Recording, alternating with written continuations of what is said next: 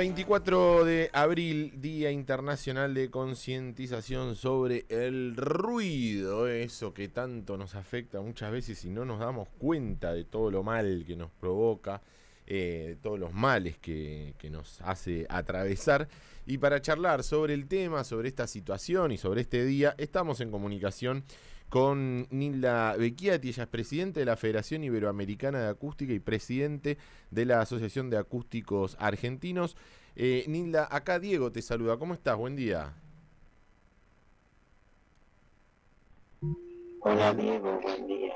Muy bien acá. En Hola. este día especial de celebración, de conmemoración, no es una celebración. Sí. A ver, Nilda, te escucho muy mal. Vamos a ver si podemos, con mucho acople. No sé si estás en un lugar. Así me escuchan bien o sigue habiendo acople. No, te escucho mal. Vamos a ver si podemos restablecer la comunicación. Bueno, estábamos en comunicación, ahora vamos a ver si podemos reflotar la llamada a Nilda Becchiati, presidente de la Federación Iberoamericana de Acústica y presidente de la Asociación de Acústicos Argentinos, en relación a esto, ¿no? Al Día Internacional de Concientización sobre el Ruido. Ya sabemos todo lo que puede provocar, todo cómo nos afecta en el día a día. Muchas veces nos sucede que estamos en algún lugar donde de repente se hace un silencio y ahí decimos, che, claro, mirá todo lo que me molestaba el ruido ese y no me daba cuenta. Bueno, esto provoca, por supuesto, cambios en la regulación del sistema nervioso central, cefalea, alteración del sueño, estrés, alteraciones momentáneas en la conducta, fatiga, depresión, bueno, un montón de factores que trae aparejado el ruido. Sabemos que acá en Argentina hay ciudades, hay lugares que son muy complejos en relación a este tema. Desde el año 96 y gracias al Centro para la Audición de Comunicación se fundó este Día Internacional, como para alertar y crear conciencia en la población sobre los riesgos que tiene el ruido para el trastorno auditivo y su impacto en la salud. Vamos a ver ahora si me escucha Nilda. ¿Me escuchás ahí? Yo los escucho, ¿ustedes me escuchan a mí? Ahí te escuchamos bien, ahí sí, ahí te escuchamos bien. Antes te escuchábamos con mucho acople, se escuchaba mal. Bueno, Nilda, gracias por tu tiempo, gracias por este ratito. A raíz de este día queríamos conversar con vos como para saber un poco más sobre cuánto nos afecta el ruido en general y que tal vez no nos damos cuenta. Digo, yo hace un ratito mencionaba como todas estas cosas que nos provoca, pero qué importante es destacar este día como para concientizar, ¿no?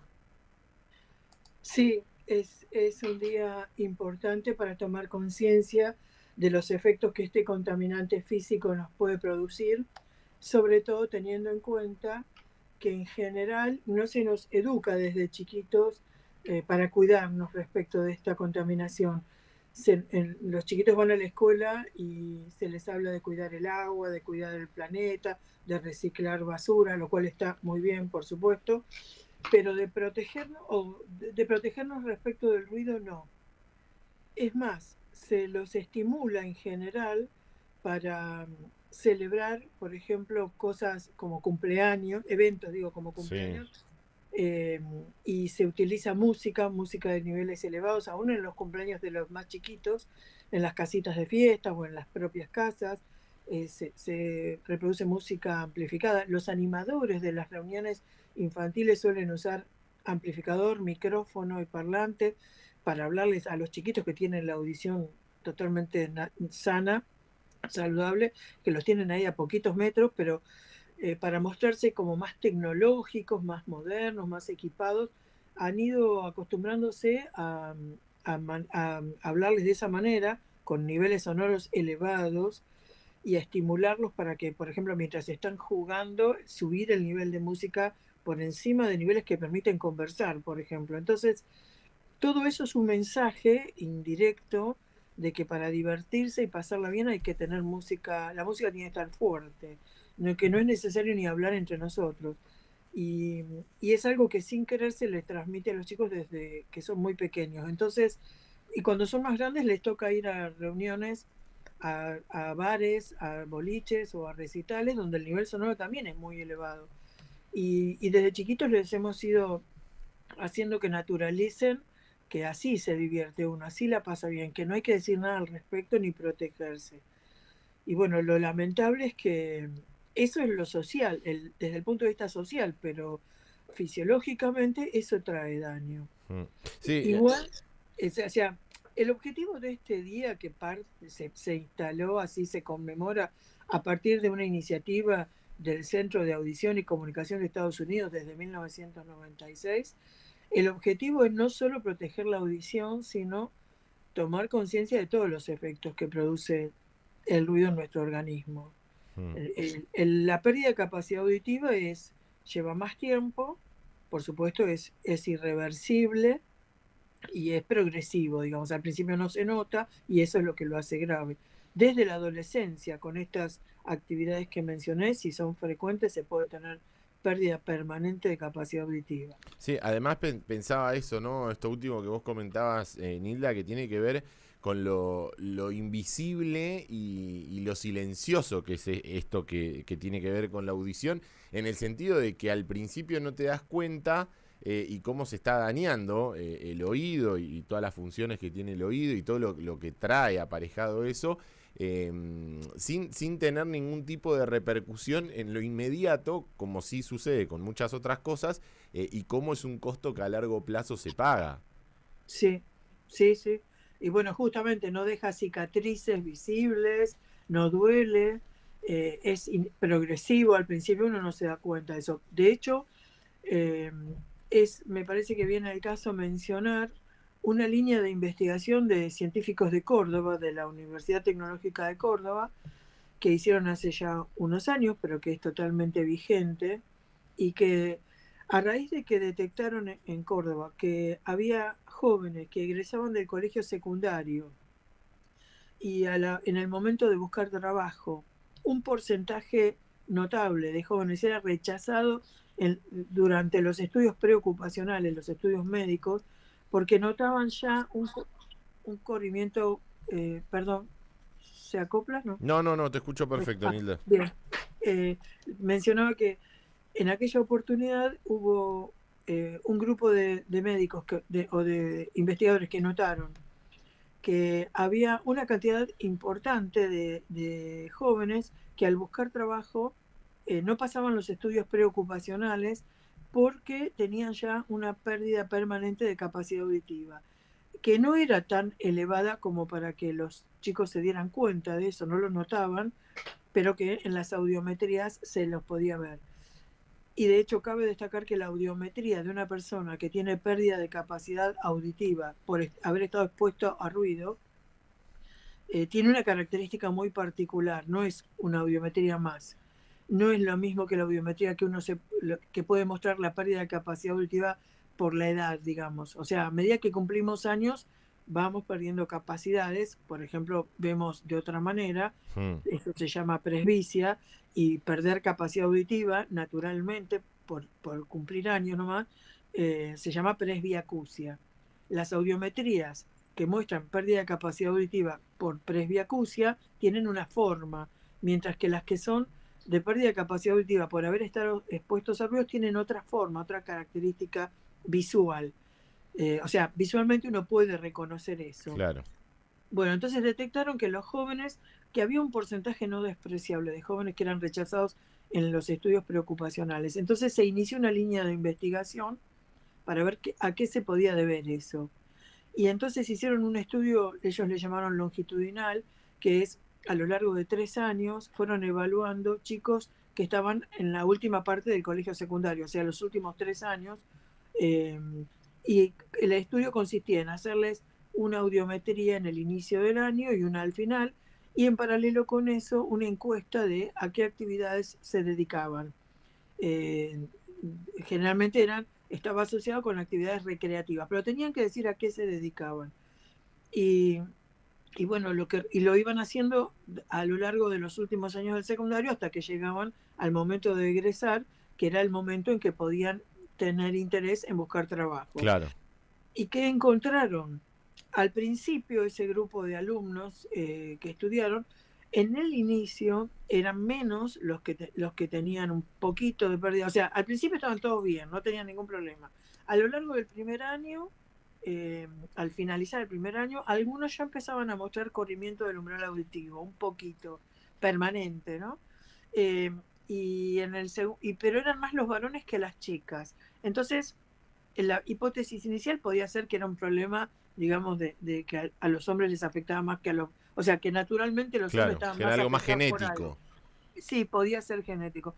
Era una hipótesis, pero en el segundo año no solo se agudizó la pérdida de ese grupo, la pérdida de capacidad auditiva, sino que además se emparejó el número de chicas y muchachos. Y correlacionando estos resultados de audiometría con las encuestas, encontraron que lo que tenían en común era concurrir a actividades en las que los niveles sonoros eran muy elevados. La actividad más elegida por estos chicos para recrearse era concurrir a locales bailables, tradicionalmente una vez Claro. por semana por lo menos, todos los fines de semana. Recibir una dosis de ruido todos los fines de semana que tiene un efecto acumulativo y que les iba causando ese daño. También algunos tenían otras actividades recreativas, como participar en bandas de música, entonces en la semana tenían ensayos y en algún momento, no toda la semana, pero en algún momento tenían funciones, y eso era estar expuesto a niveles sonoros elevados. Y otros también participaban en la preparación de motos o algún auto de carrera. Todas actividades con niveles sonoros elevados, más allá, o sea, para las personas que están expuestas, que hacen esas actividades, si no se protegen, reciben una dosis de ruido dañina, digamos. El efecto es acumulativo, o sea, el daño está relacionado con la dosis de ruido que se recibe y el efecto es acumulativo.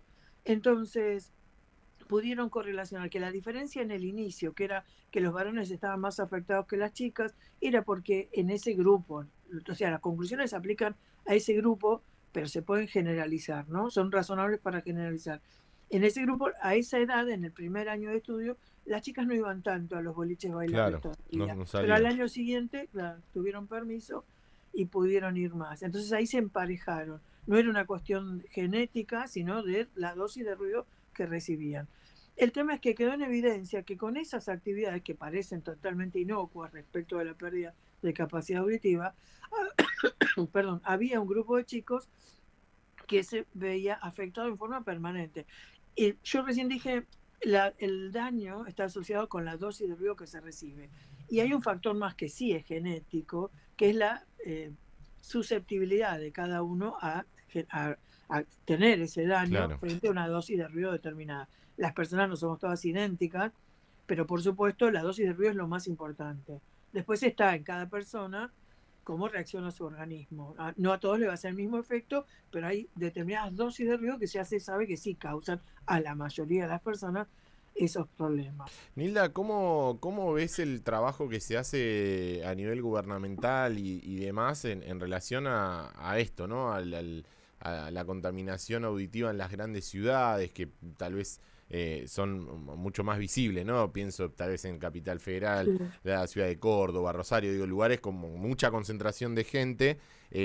¿Vos crees que se trabaja en esto que tiene que ver con la contaminación auditiva o no se le da importancia? Eh, sí, sí, ya te respondo eso, pero quiero aclarar algo Sí, para evitar confusiones.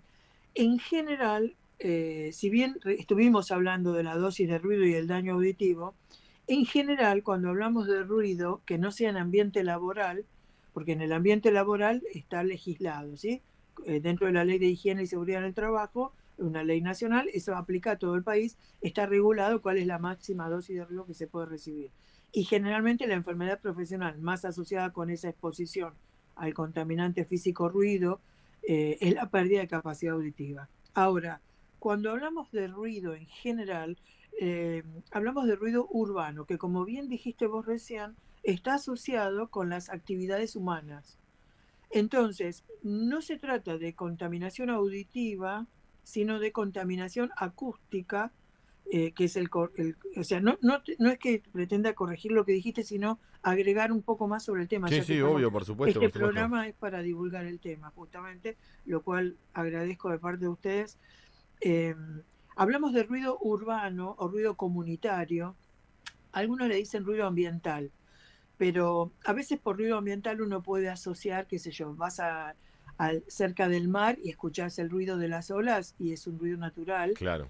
y no es contaminante, digamos. Vas cerca de las cataratas y el ruido de la caída del agua no es un contaminante. El tema es, yo prefiero llamarlo ruido comunitario o ruido urbano porque es un efecto residual de las actividades humanas. Y la principal fuente de contaminación suele ser el tráfico rodado, o sea, la fuente que más afecta a personas en una ciudad es el tráfico rodado. O sea, el ruido del tráfico en la calle es el que rodea casi todas las casas, digamos. Por eso afecta a la mayor cantidad de personas. Si alguien vive cerca de un aeropuerto, bueno, va a tener niveles sonoros superiores porque cuando están las pasadas del avión Claro. también es ruido urbano y es más elevado. Pero en general el porcentaje de personas afectadas es menor. Y bueno, volviendo entonces a esa era la aclaración de que Sí, sí, nos perfecta, gusta. perfecta la aclaración. ¿Y por qué? ¿Por qué? Porque si bien la pérdida de capacidad auditiva es terrible, desde ya y es irreversible, antes de llegar a la pérdida con dosis menores de ruido, como las que se reciben de ruido urbano, justamente, antes de eso hay otros efectos en la salud que nadie tiene en cuenta en general y que no son despreciables. O sea, cuando uno, supongamos, el vecino o el que vive muy cerca o pegado a un boliche bailable, supongamos, o restobar, o no sé, ahora, perdón si boliche bailable es una frase muy antigua. Bueno, varía de lugar en lugar cómo le llaman Sí, sí, sí.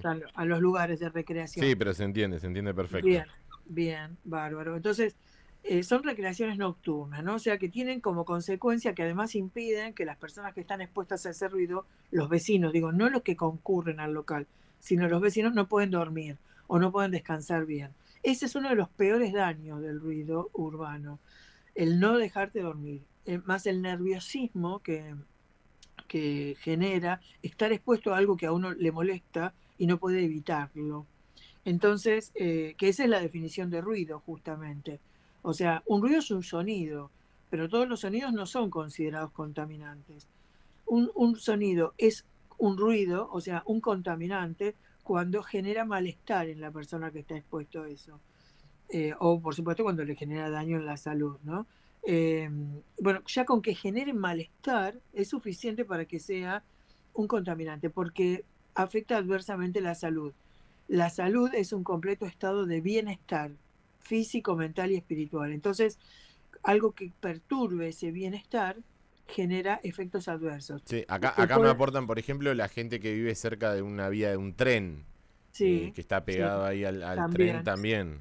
también. Recibe ruido que viene por el aire y reciben vibraciones que vienen por el terreno. Ahora, más grave que eso es, ¿por qué digo más grave? Si bien dije hace un ratito que los ruidos de tráfico son los que afectan a mayor cantidad de personas, en general no son de nivel sonoro muy elevado, sino que tienen ciertas componentes de baja frecuencia, el sonido es como más grave que agudo, digamos, y entonces penetra más en las casas. Las casas disminuyen menos la energía de las ondas de baja frecuencia, entonces se escuchan más. Pero el problema es de noche, por ejemplo, cuando uno quiere descansar y no puede, o está durmiendo y se despierta por un ruido. Eso genera un nerviosismo, un estrés importante, puede tener problemas cardiológicos, efectos cardiovasculares, puede tener incluso la persona después cambios en el comportamiento social, ponerse más agresiva en su mismo trabajo o en Claro. su desempeño porque no duerme bien. Supongamos el vecino de un local de actividad nocturna, un local que supongamos trabaje los fines de semana y no sé, de jueves a domingo, supongamos. Y bueno, ya el miércoles esa persona sabe que al otro día se le viene el infierno sonoro, que no va a poder dormir. Y una vez lo tolera un tiempo, lo tolera después, en general no lo puede tolerar más. Si denuncia muchas veces las autoridades, y acá viene la respuesta un poco tarde, pero viene en relación con la pregunta que hiciste, la mayoría de las veces las autoridades no dan respuesta. Acá, no sé, yo estoy en La Plata, pero donde sea que estemos hablando, cumple igual, se cumple lo mismo. La gente se queja de que no recibe respuesta de parte de las autoridades municipales, las policiales menos, dicen no tengo nada que ver con esto. Eh, y bueno, ¿a qué se debe eso? Se debe a que, perdón, y esto aplica a cualquier denuncia de ruido, ya sea de día, de noche. Sí, De noche se agrava más, la gente tiene menos tolerancia, precisamente porque el efecto es más adverso, ¿no?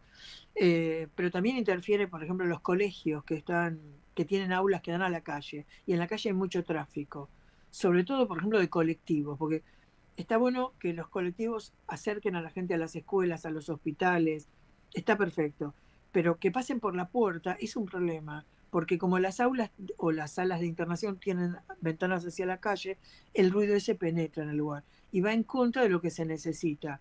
En un aula se necesita un ruido de fondo bajo para que los chiquitos, los alumnos, no chiquitos, todos los que estén cursando, no importa la edad, escuchen con claridad lo que dice quien está impartiendo la clase. Y en un lugar para la salud se necesita tranquilidad para recuperarse. O sea, ambos lugares deberían estar protegidos del ruido. Mm. O sea, que va más allá del no poder dormir, es más complejo, digamos, ¿no? Claro, sí, sí, sí. Incluso uno después de un día de trabajo, cansado, llega a su casa a las nochecitas, supongamos, y quiere, no sé, sentarse a escuchar un poquito de música o sentarse a conversar con alguien por teléfono o personalmente. Y si vive en un lugar donde el ruido de la calle ingresa y perturba mucho, hasta interfiere en la comunicación. Entonces, bueno, todos esos son efectos reconocidos del ruido en la salud. Mm. Y para ir directamente al punto que preguntaste sobre las autoridades, bueno, lamentablemente la respuesta es que la mayor parte de nuestro país no tiene legislación al respecto, o lo que tiene está muy malo, salvo la ciudad de Buenos Aires, que es la única en todo el país que tiene una ley para prevención y corrección de la contaminación acústica. Esa ley es la ley 1540 del año 2005 y en 2007 la reglamentaron con el decreto 740. Y bueno, es el único lugar de todo el país que tiene esta ley para prevenir y corregir la contaminación acústica. Uno podría decir, bueno, pero Buenos Aires no parece ser muy silencioso. Ok, ocurre que, como dijimos hace unos minutos, el ruido del que estamos hablando es un residuo de las actividades humanas. Por ejemplo, ¿a qué me refiero con un residuo? Por ejemplo, uno va en vehículos por la calle, transporte público, en autos particulares o autos alquilados. Uno usa el auto para trasladarse de un punto al otro, o el vehículo, no para ir haciendo ruido ni emanando gases tóxicos. Pero la realidad es que el ruido está y los gases tóxicos están. O sea, el ambiente se está contaminando. Como el objetivo no es contaminar, sino trasladarse, entonces la emanación de gases y de ruidos, por ejemplo, se consideran un producto no deseado, por eso son un residuo. Y en ese sentido, como afectan la salud, son un contaminante. Bueno, la ciudad de Buenos Aires, a pesar de que tiene reglamentación y que tiene digamos, oficinas estatales como la Agencia de Protección Ambiental dedicada a tratar estos temas, no dan abasto porque es la ciudad de más actividad del Claro, país. claro, sí, Entonces, sí, sí. si uno quiere bajar el ruido, tiene que bajar la actividad. Puede tomar medidas, por supuesto, reordenar el tráfico, mantener las calles en buen estado para que no haya pozos, para que no estén, en lo posible que no estén adoquinadas, porque está muy bien esto de conservar los adoquines de una calle, porque es lindo, es histórico, pero el ruido que genera el tráfico sobre los adoquines es muy distinto al que genera un vehículo sobre una calle lisa de hormigón. Claro. Cualquiera de nosotros lo pudo haber percibido si va circulando por la calle y pasa de una calle lisa a una calle adoquinada, cambia totalmente el ruido del vehículo, en el interior del vehículo, y también cambia afuera, ¿no? Afuera, sí, sí, por supuesto. Y Además, después, también pienso en que a medida que va pasando el tiempo, cada vez hay más vehículos en la calle. Digo, siempre en un exactamente. montón de situaciones parecería ser como que las legislaciones siempre van quedando atrás de lo que va sucediendo en la vida cotidiana. Sí, peor que atrás, yo diría, en muchos casos, por falta de voluntad política, no tenemos directamente normativas. Por ejemplo, los acústicos de este país, hace 24 años que trabajamos, 23 años, perdón, que trabajamos tratando de generar un proyecto de ley nacional para prevención y corrección de la contaminación acústica, o sea, por ruidos y por vibraciones, porque las vibraciones forman parte de este contaminante Mm. también. A veces pueden ser audibles y a veces no, pero las podemos percibir con todo el cuerpo. Entonces, hemos pasado por vieron, en este país para generar una ley hay que presentar un proyecto de ley, un legislador lo tiene que presentar, ya sea, hablo a nivel nacional, pero aplica a las provincias también. Supongamos un senador o un diputado nacional, presentan un proyecto de ley, ingresa a la Cámara que corresponde y tienen 2 años para tratarlo y aprobarlo.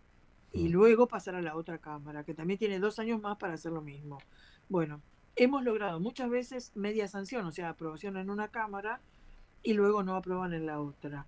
Y hemos pasado por varios legisladores que tomaron la posta, siempre se les ofrecía un proyecto de ley actualizado, por supuesto, en esos 20 y pico de años el proyecto fue cambiando, se lo fue actualizando y le dejábamos que, digamos, como científicos o investigadores y docentes, como profesionales trabajando en el tema, dejábamos que el legislador lo presentara como propio, ¿no? O sea, ni siquiera pedíamos autoría de eso. Eh, Aún así, había legisladores que no lo querían tomar y otros que sí lo tomaban, pero después no lograban, no lográbamos entre todos la aprobación total. Muchas veces tuvimos media sanción y la otra cámara no lo trató o lo dejaron caer a, a un mes de vencerse. Claro. Una vez que se venció, se pierde. Todo lo que se hizo se pierde. Ya está. Sí, sí, sí. Sí, y Funciona. eso lo hicimos muchas veces para nivel nacional, con idea de que todas las, o sea, ese proyecto de ley, el espíritu era tener como un paraguas general que fuera bajando indicaciones hacia las provincias, era de presupuestos mínimos, o sea, lo mínimo que se tenía que tener en cuenta para poder gestionar esto.